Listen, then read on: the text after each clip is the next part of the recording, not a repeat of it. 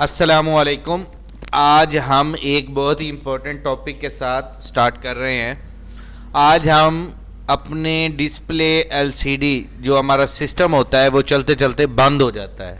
उसको ना बंद होने के लिए, स्टैंड बाई पे रखने के लिए कि वो सामने एलसीडी पे डिस्प्ले होता रहे कि ये चल रहा है कि बंद है,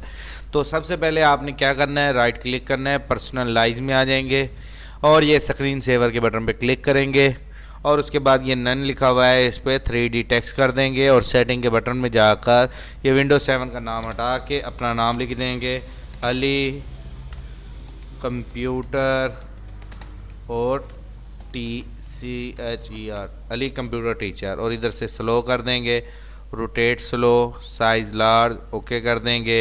और इधर से अप्लाई, इधर से ओके। और ये हमारा स्क्रीन सेवर लग गया है। कुछ देर बाद जैसे ही हमारी एलसीडी स्टॉप हो जाएगी, कुछ लिखेंगे नहीं तो ये स्टार्ट हो जाएगा।